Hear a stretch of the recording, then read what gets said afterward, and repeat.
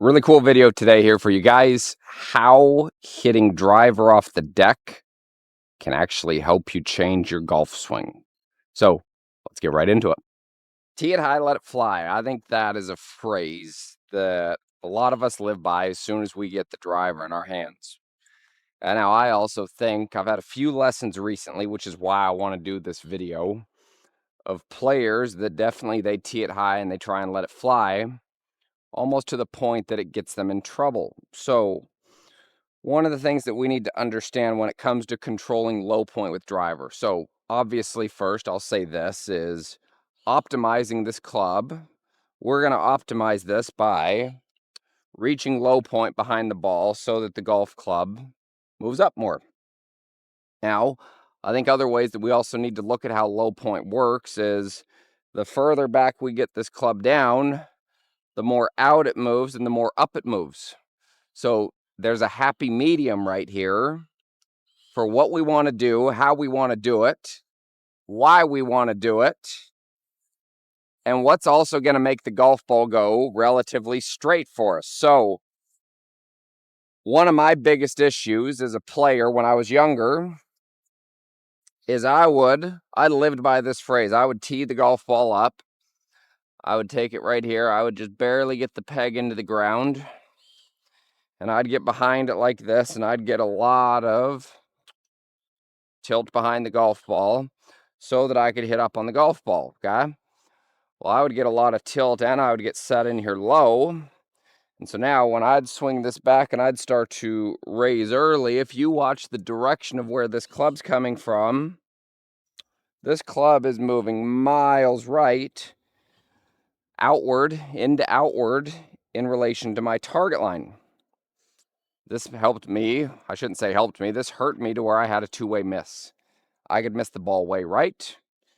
And the other reaction, because what I would try and do is when the outward movement of the club is going 20 degrees to the right, now I'm trying to use my hands to get this back around to align direction of force and also square the face.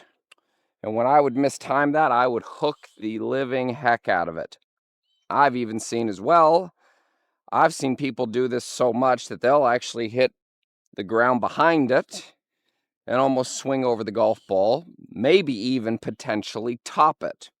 So if you are the player that struggles with too far into out with their driver, too far up, and really is actually struggling with contact where it's low on the face and we're hitting blocks and hooks, this is a great video for you. If you are a person that fades or slices the golf ball, there is absolutely no reason for you to watch this. So I'm just going to be honest with you. If you'd like to watch it to see what I'm doing here, great. This information is probably not going to help you though. So going into the player right here, I think one of the first things that we need to understand is direction and application of force. I wish somebody would have explained this to me at a very young age in golf. So if we look at it very basically, we have a moving object that's hitting an object that's static. Okay? And there's an efficient way to align these directions when they meet, and there's also an inefficient way. Here's the way I like to view it. So if we look at this from a face-on camera standpoint, I'm going to move these golf balls for 1 sec. We have this object right here on the ground. Okay, so we have this object right here on the ground facing this camera. I have to now take this stick and I have to strike this stick and move it towards that camera. Okay, well, there's going to be an efficient location, an efficient way to do this to get maximum output. So minimal input, maximum output. So for me, the way I would do that is I would align this right here with the center of this stick, and I would set it parallel to the ground. So I know on this axis right here, I can hit this, and that's going to go forward. Okay, if I bring this back, and I relate this now to the player that's too far into the plane, they're basically trying to move this stick towards this camera, but it's coming from this direction. Okay, there's not as great of an input to create a better output right there. So we can see it twisted the stick. and the actual impact itself is not very good. Okay, so if we line this back up and we start to relate this now to how the driver works, we do have an advantage because the ball's on the tee to where we can't hit up on it. Unlike what I can do when I just have 2 sticks lying here on the ground, I can't actually hit up on it. But I think when we look at this, the way I'd explain this is the higher that this tee is right here, my timing has to be perfect to strike the center of this club face right here. And the thing that I see out of a lot of us that are trying to, let's call it tee it high and let it fly, the thing that I see out of a lot of us right in here when we get this golf ball teed up like this,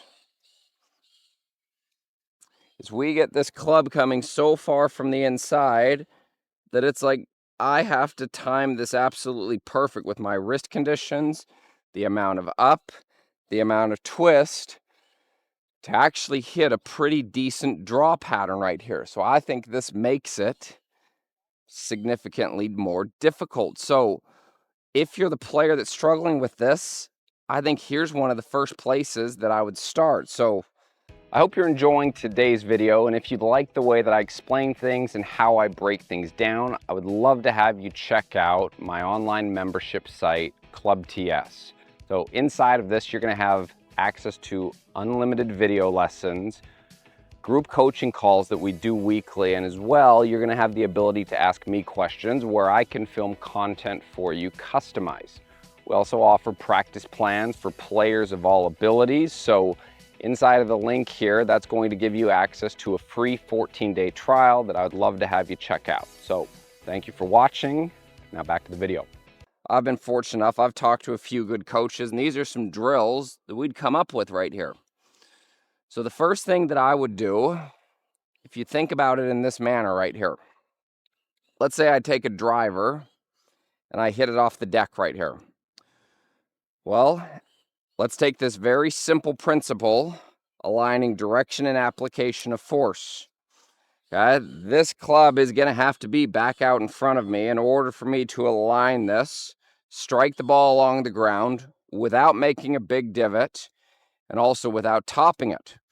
So if I'm the player that actually struggles with getting the club too far from in here and I make these swings like this, there's a very good chance I'm going to top the golf ball. So how I would drill this, if this is an area that you struggle with, so I would practice hitting drivers off the deck. Here's how I would start. I'm going to take a driver. Okay, we can see this area just here in front of me. So there's a little basket on the right, or we can even take this orange flag.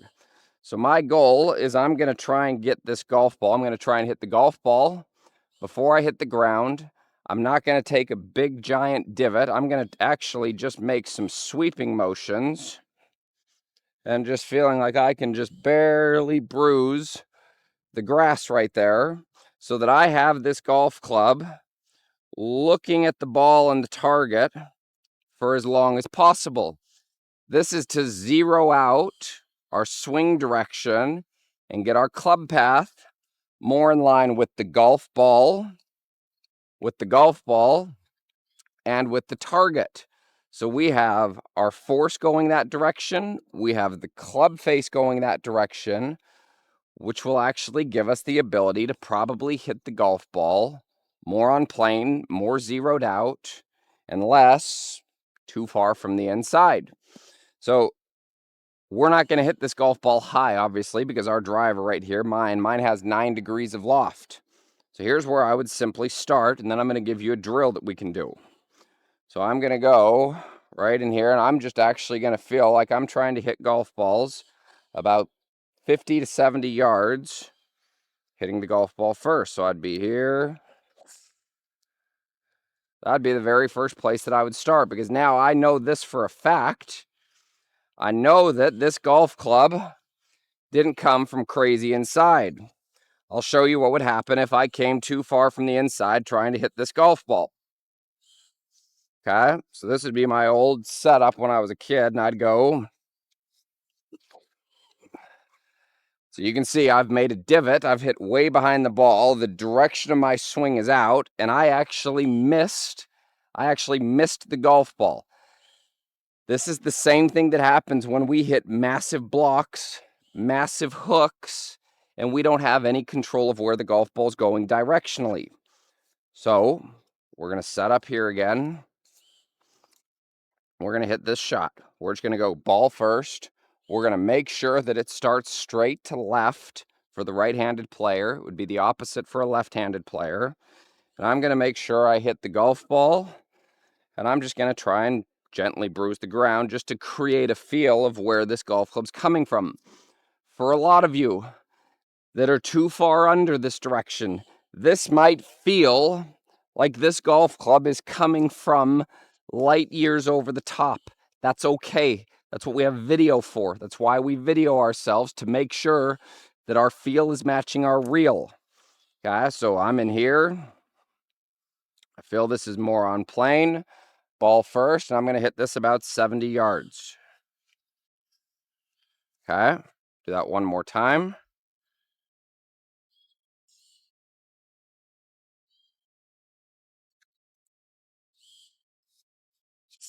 Now that one was really good. That one I aligned everything perfectly. So I got a better strike on that golf ball, and we could see how much straighter that came out. Now, are we going to be hitting drivers off the deck while we try and rectify and fix this problem? Probably not.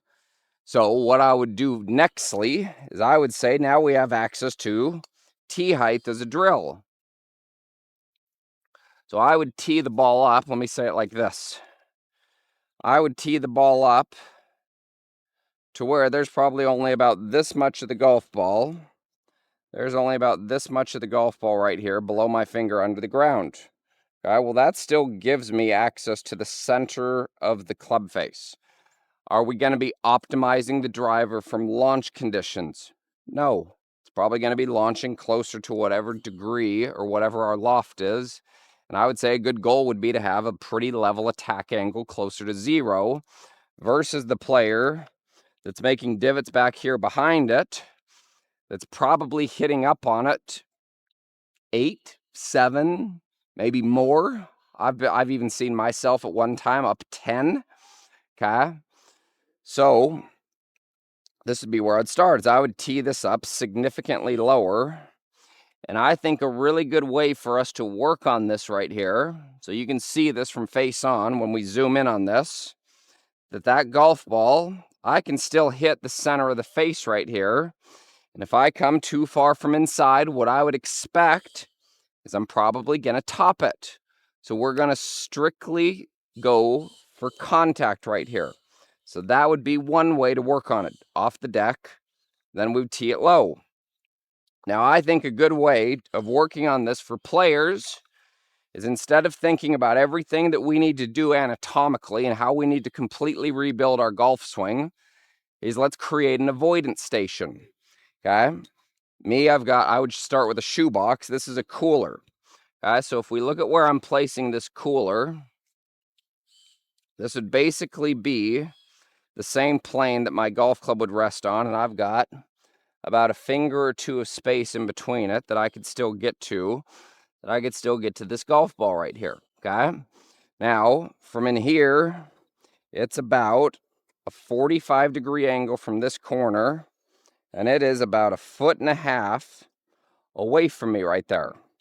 Okay, so now from right in here, I have to keep this golf club out in front of me. What I would set as a goal right here, remember where we're coming from. If we're the player that's too far under, I'd be okay if this is too far over, because that's not what our problem is, and it's probably going to take us a while until this does become a problem. So I would go tee height low, work this back, and I would start with a shoebox so you don't break your driver. I wouldn't do this with an actual cooler. I would start by hitting golf balls at a relatively slower pace, just going back and through. So that ball started right at the orange flag, and it started to fade. So I know that golf club for me did not come too far under the plane. Okay? That would be the very first place I would start, is if we can make that happen, we now have an avoidance station that we can create a feel with to minimize the too far under, too far out, too far up, that we lose control over what the golf ball does. It's the one thing I can't stress enough, is it's very simple in this day and age right now, with all the access to information that we have. And even if you look at a lot of my content, I love talking about anatomy. Our job as teachers is to simplify this for the player. I think this is a very simple station that we can get a lot out of. It's feedback, and it's going to change what the golf ball does. Remember this, if the ball's not changing, what we're working on is probably not going to make us better. Contact, ball flight, low point control. Those are your keys, I would say, to becoming a better player. So if you're the player that's too far under, there's a couple ways to look at it. There's a drill station. I hope this helps. Let me know if you have any questions. I hope you enjoyed this video here. If you haven't, please click that subscribe button. You can also click the bell right there, and that's going to notify you every time that I release a new YouTube video. Also, if you haven't, check out that last video that I did. It's right here, pinned to the screen. Thank you so much for your support. I really do appreciate you watching. If you have any questions, any comments, please leave those below, and I will make sure I get back to each and every one of you. So, thank you again. Appreciate your support. We'll see you next time.